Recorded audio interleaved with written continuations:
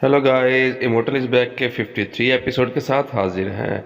अगर आपको हमारी एक्सप्लेनेशन अच्छी लगी है तो प्लीज़ चैनल को सब्सक्राइब कर दें, लाइक कर दें और बेल आइकन को ज़रूर प्रेस कर दें। एपिसोड के स्टार्ट में मिस्टर मिया किंशु से पूछते हैं कि भाई किंशु आपने क्या देखा है। किंशु कहता है मैंने फायर कल्याण देखा है, मतलब कि फायर ड्रैगन। क्या? Fire dragon? ये वाकई ही यहाँ पर मौजूद है जो कि कोड बेस्ड है? बिल्कुल, किंशु कहता है वही है, मैंने यहाँ पर उसको देखा है। शू कहता है कि ये भीष्ट मोटल दुनिया से आया है और मैंने सुना था कि कुछ भीष्ट मोटल दुनिया से जमीन की तरफ अपनी हरकत करेंगे और मुझे लगता है कि ये गड़ा भी इसी फायर भीष्ट ने बनाया है।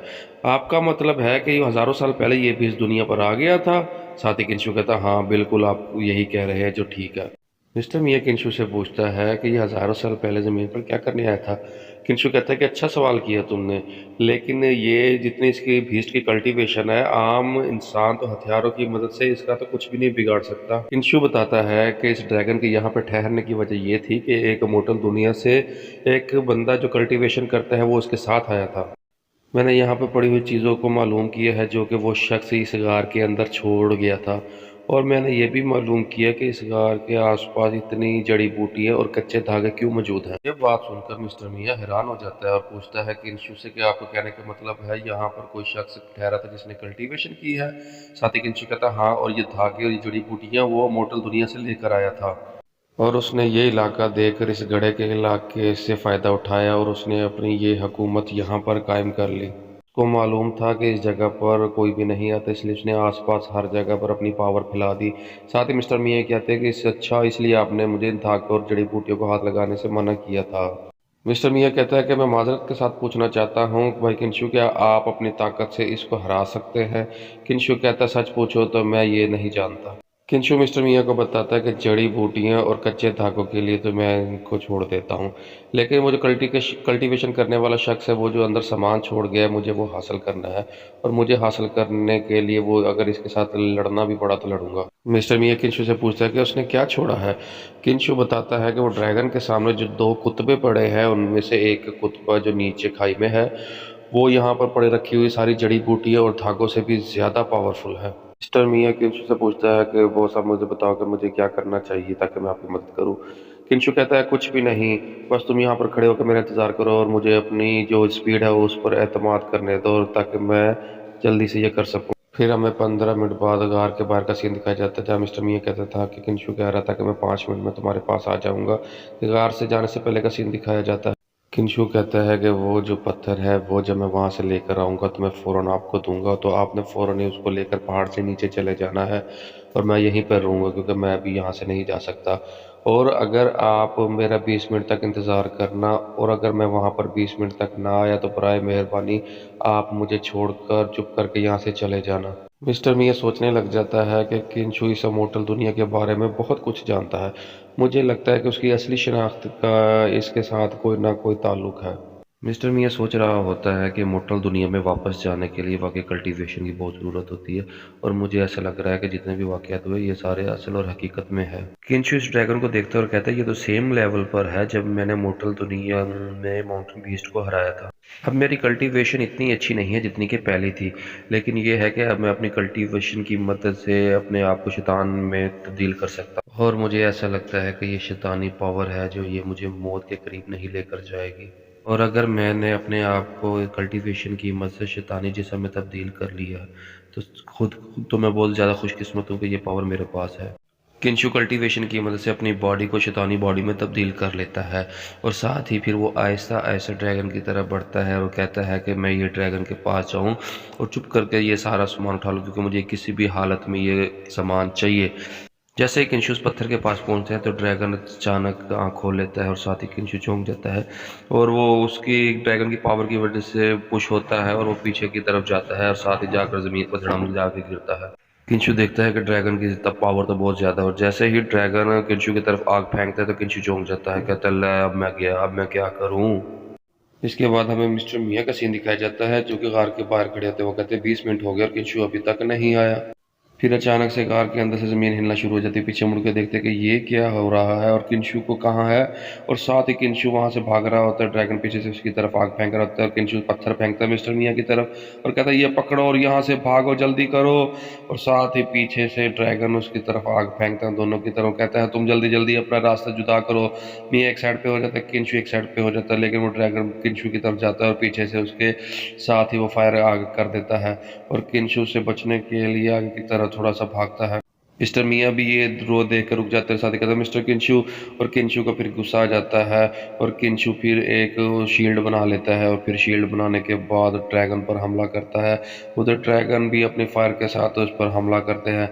दोनों एक दूसरे पर हमला कर रहे होते हैं कि अचानक से किंशु अपनी क्यूआई कल्टीवेशन की पूरी पावर लगा देता है और ड्रैगन को उस पर साथ ही इतनी ज़ोर से धमाका होता है और ये देख कर मिस्टर मियाँ भी हैरान हो जाते हैं कि क्या ब्लास्ट हो गया। और वो किंशु को देखते हैं, मिस्टर किंशु क्या आप ठीक है, परेशान तो नहीं है। फिर हमें दिखाया जाता है कि ड्रैगन का जो फ्लेम होता है फायर वाला वो गायब हो जाता है। ड्रैगन समझ जाता है कि ये लड़ाई मैं हार चुका हूँ और ड्रैगन वहाँ से चला जाता है। और साथ ही जैसे ही अपनी नॉर्मल हालत में किंशु आता है तो नीचे गिरने वाला होता है, साथ ही मिस्टर मियाँ आके इसको फौरन से पकड़ लेते हैं। मिस्टर मियाँ किंशु से पूछते हैं किंशु आप ठीक तो है ना। साथ ही वो सोचने लग जाता है कि किंशु की क्यूआई की पावर वाकई बहुत ज़बरदस्त थी और इस धमाके की पावर इतना ज़्यादा थी कि उसकी वजह से मैं पीछे की तरफ धकेला गया। किंशु मिस्टर मियाँ को कहता है कि इससे पहले कि वो ड्रैगन वापस आए और अपना माइंड को तब्दील करे, इससे पहले ये सारी चीज़ें उठाओ और यहाँ से निकलने वाली बात करो। फिर हमें 1 घंटे बाद का सीन दिखाया जाता है, ये गाड़ी में बैठ के जा रहे होते हैं। साथ ही मिस्टर किंशु पूछते हैं कि मिस्टर मियाँ हम कहाँ पर हैं। मियाँ कहता है कि शुक्र है कि आप जाग गए हैं, हम बस विलेज के करीब पहुँचने ही वाले हैं, अब आप कैसा महसूस कर रहे हैं। किंशु बताता है कि मैं ठीक हूँ, बस क्यूआई की पावर को ज़्यादा रिलीज़ करने की वजह से मैं थोड़ा थक गया हूँ और ये ड्रैगन बहुत खुशकिस्मत था कि आखिरी लम्हे में उसने हार मान ली और वो वहाँ से चला गया। क्या मुझे अपने आप को बेहोश करने की सूरत में मुझे चोट लग सकती थी। साथ ही मिस्टर मियाँ कहते हैं कि अच्छी बात है, ड्रैगन ने अच्छा फैसला किया कि वो वापस चला, क्योंकि वो आपके साथ नहीं लड़ सकता था और वो छोड़कर चला गया।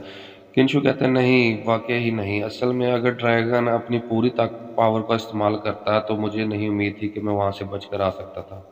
किंशु कहता है कि कल्टीवेशन करने वाले शख्स का इसके साथ कोई ना कोई ताल्लुक तो होना चाहिए जिसने इसको वहां पर फंसा दिया। और साथ ही मिस्टर मियाँ कहते हैं चलो हमें वहां जाने का कोई तो फायदा हुआ है, हमें ये चीज़ें तो हासिल हो गई हैं और हमारा सफ़र आएगा नहीं गया। साथ ही किंशु कहता है आप बिल्कुल ठीक कह रहे हैं मिस्टर मियाँ, ये बहुत ही ज़्यादा कीमती चीज़ें हैं, हत्ता कि यह मोटल दुनिया में भी बहुत ज़्यादा कीमती है। साथ ही मिस्टर मियाँ पूछता है कि इस तलवार और बॉक्स के बारे में क्या ख्याल है। किंशु बताता है कि ये एक बहुत ही पुरानी शाही तलवार है और अब ये बहुत ज़्यादा पुरानी हो चुकी है और इस वक्त ये जंग से भरी हुई है और हमको इसको ठीक करने की ज़रूरत है। ये बॉक्स इसमें फंस सकता है लेकिन ख़राब होने से पहले ही हमको इसको खोलना पड़ेगा।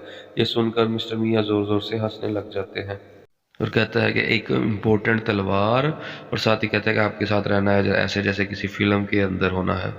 और मिस्टर किंशु आपसे मिलकर मेरे लिए खुशी की बात है और इन जिन चीज़ों से हम यहाँ से गुजर चुके हैं और हमने बहुत कुछ हासिल किया उससे बेहतर ही है मैंने आपको अपना अच्छा दोस्त माना है। और अगर कोई मुनासिब वक्त आए तो बराए मेहरबानी आप अपनी शिनाख्त के बारे में ज़रूर बताइएगा। किंशु कहता है कोई मसला नहीं, जब भी कोई अच्छा वक्त आएगा तो मैं देख कर मैं तुम्हें अपनी शिनाख्त के बारे में बता दूंगा। इसके अलावा मुझे आपसे पूछने का एक और हक है, क्या आप ये जड़ी बूटियों से और बीज से जो अमृत बनाते हैं, क्या मुझे आप उसका नुस्खा भेजेंगे। किंशु कहता है कि मुझे लगता है कि पहले हमें इसकी कीमत तक पहुंचना चाहिए, क्योंकि ये नुस्खे बहुत ज़्यादा महंगे हैं, इसलिए हमें इसको खोज करना चाहिए। साथ ही मिस्टर मियाँ कहते ठीक है ओके। उसके बाद हमें माउंटेन विलेज का एक सीन दिखाया जाता है जिसमें मिस्टर मियाँ कहते हैं किंशु से कि आप रेडी हैं, आज रात हम थोड़ा सा इंजॉय करना चाहते हैं और यहाँ का जो रोस्ट बार है वो बहुत ही ज़्यादा ज़बरदस्त है। साथ ही मिस्टर किंशु कहते हैं थोड़ा सा वेट करो, मेरे मोबाइल पर एक मैसेज आया है। साथ ही किंशु अपना मोबाइल निकालता है, मैसेज देखने लग जाता है और उस पर मैसेज आया होता है कि आपको रकम भेज दी गई है, आप इसकी तस्दीक कर ले। साथ ही किंशु को पूछता है कि ये रकम क्या आपने भेजी है मिस्टर मियाँ। मिस्टर मियाँ किंशु को जवाब देते हैं कि मैंने फ़ैसला कर लिया है, हत्ता कि आपकी जो पेशकश है वो थोड़ी सी महंगी है, लेकिन इसके बावजूद मैंने ये फ़ैसला कर लिया है, ये इतनी अमाउंट के काबिल भी है। साथ ही किंशु कहता है ठीक है, लेकिन आपने मुझे 200 युआन एक्स्ट्रा क्यों भेजे हैं। किंशु कहता है कि आपने जो तरबियत देने के लिए स्टोन खरीदे हैं, आपको मुझे लगता है कि उसकी अदायगी नहीं देनी चाहिए। मिस्टर मियाँ किंशु को कहता है लेकिन मुझे ये नहीं मालूम कि आपने इन स्टोन्स पर कितना ज़्यादा पैसे खर्च किए हैं और बराए मेहरबानी करके ये रकम आप अपने पास ही रखें। साथ ही किंशु कहता है शुक्रिया मियाँ। किंशु और मिस्टर मियाँ बार में आ जाते हैं, जहाँ बंदा खड़ा होकर कहता है खुशामदीद जेंटलमैन, और साथ ही अंदर से बातें कर रहे होते हैं कि भाई आपको ये सब कुछ नहीं छोड़ना चाहिए, और मैंने बहुत सी नाकाबिले चीज़ ऐसे की हैं जो मुझे नहीं करनी चाहिए, लेकिन मेरा असूल है कि किसी को भी ना मारो। मुझे यकीन नहीं आता कि मैंने उस जेंटलमैन को गोली मार दी, और मैंने जो बंदूक खरीदी तो वो सिर्फ शो शा करने के लिए खरीदी थी, और मैं उस दिन बहुत ज़्यादा पुरजोश था। लेकिन मिस्टर किंशु कोई आम आदमी नहीं है, और मुझे उम्मीद है कि मैं अपने साथियों को और ज़्यादा नहीं बिगाड़ना चाहता, और मुझे उम्मीद है कि आप लोग भी मेरे साथ साथ ये काम छोड़ सकते हैं। आदमी कहते हैं कि भाई आपका साथ देने का बहुत बहुत शुक्रिया, लेकिन हम इससे पहले भी जेल में ही थे, हमें नौकरी तलाश करना बहुत मुश्किल आसान नहीं है। और वो उनको बताता है कि मुझे ये आइडिया मिला है कि मैं शराब बनाकर कुछ कारोबार कर सकूँ, पैसे कमा सकूँ। मेरे ख़ानदान के लोग भी यही काम करते थे, अब ये हुनर मेरे पास भी है। साथ ही पीछे से किंशु की आवाज़ आती है कि मैं आपका पहला मेहमान बनने के लिए तैयार हूँ, और साथ ही ये देखकर दूसरे बंदे चौंक जाते हैं, और इसके साथ ही हमारा एपिसोड 53 यहाँ पर एंड हो जाता है। अगर आपको हमारी एक्सप्लेनेशन अच्छी लगी है तो प्लीज़ चैनल को सब्सक्राइब कर दें, लाइक कर दें और बेल आइकन को ज़रूर प्रेस कर दें। शुक्रिया।